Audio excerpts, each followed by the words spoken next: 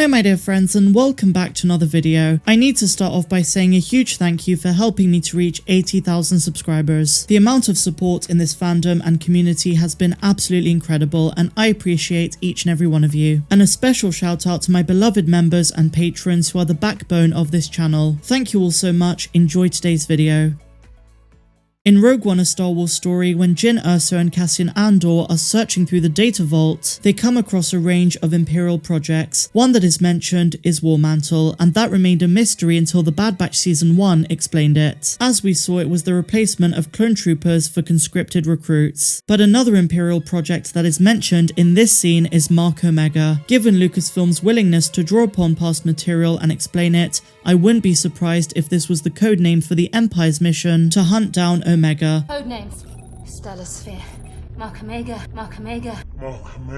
This project, Mark Omega, was also referenced in the book Catalyst, a Rogue One novel by James Luceno. While nothing at all is known about this project, there's a very good chance they are going to connect it to Omega herself, given that they retrospectively explained War Mantle, which once again was not explained until the events of The Bad Batch. Given that the animated series is now getting a second season, I think it's safe to assume that Omega is going to be alive for a long time to come, and if she's more important than we realise, the Empire is going to try to capture her at every turn. It might even get to the point where the Empire have an actual plan to capture Omega, as she might be deemed valuable by Palpatine and the cloners at Mount Tantiss, and this plan might be the one that is codenamed Mark Omega. Now we must ask the question of whether or not the Empire is still after Omega by the time of Rogue One / A New Hope. Since Jyn Erso and Captain Andor uncovered Project War Mantle years after it concluded, what if by the time of the original trilogy, Project Mark Omega has also come to an end? We then must wonder if the Empire was successful in their plans to capture Omega, or if they simply gave up. I would suspect that Omega is going to have a much more expansive future going forward,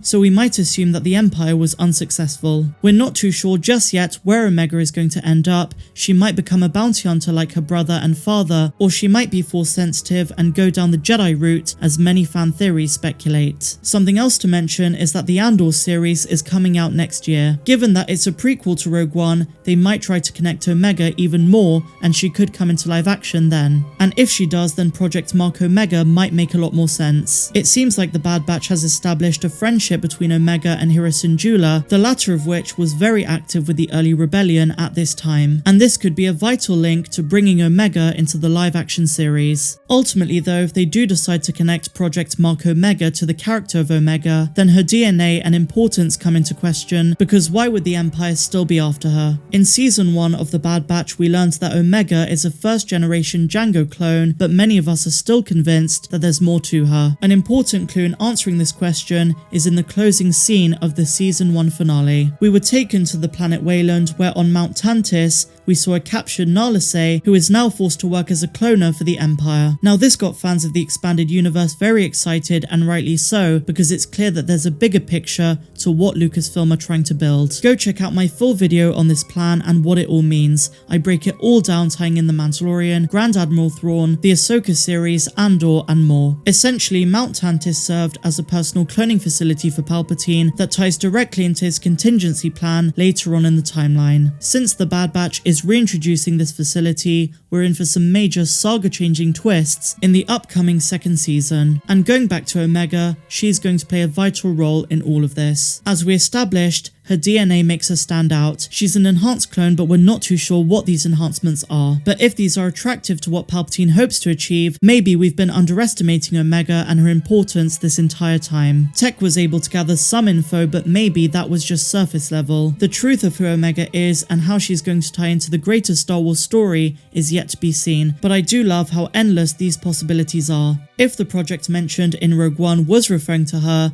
then what was the end goal for the Empire capturing her? Are they going to try to do what Lama Su failed at, which was to clone Omega and use her as a template? And if so, what is this template for? The Empire has moved away from cloning armies, so realistically, it's going to be a personal experiment for Palpatine. Now that Mount Tantiss is back in canon, Lucasfilm might draw upon Zahn's Thrawn trilogy, which is currently Legends, to explain what was going on there. In The Last Command, the final installment of this incredible trilogy, and go read it if you haven't, we learn the following about the use of this facility. The Emperor had a private storehouse. It was where he kept all of his private mementos and souvenirs and odd bits of technology he thought might be useful someday. One of the artificial caverns held a complete functional cloning facility. All sorts of abominations were created there, for he was obsessed with one thing, and that was immortal power. And this is spot on, guys, because essentially Palpatine's endgame, which we do see to some extent in The Rise of Skywalker, began long before. It was really as soon as he became the Emperor,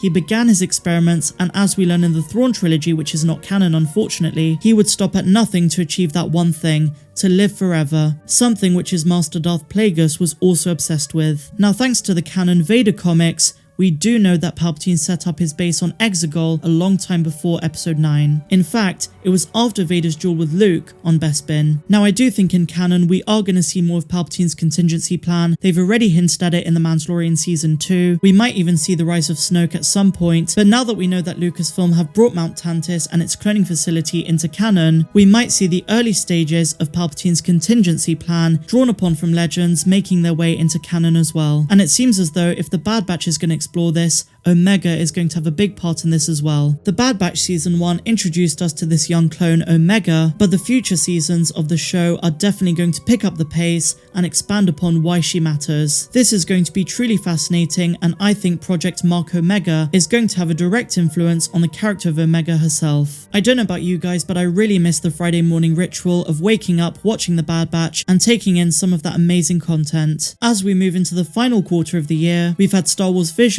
and of course in December we have the Book of Boba Fett, and the Bad Batch feels like a distant memory. And next year it's sandwiched in between massive shows like Andor, Obi-Wan Kenobi, The Mandalorian Season 3, and we might even get some more Star Wars Visions. But let's not forget about the Bad Batch Season 2, I think it's going to be huge. So if you guys enjoyed this video, please be sure to give me a big fat thumbs up. Subscribe to the channel if you're brand new, and a huge welcome if you are. And I'd also like to thank one of my beloved patrons, Dominic Rocco, who inspired the idea for this video. If you also want access to exclusive videos that are not found here on YouTube, then you should consider joining our expanding patron community. The link is down there in the description, and you get access to my Discord server, patron exclusive videos, artwork, and much more. But otherwise, my dear friends, this is where we part ways. Thank you so much for watching today's video, and I will see you tomorrow for the next one.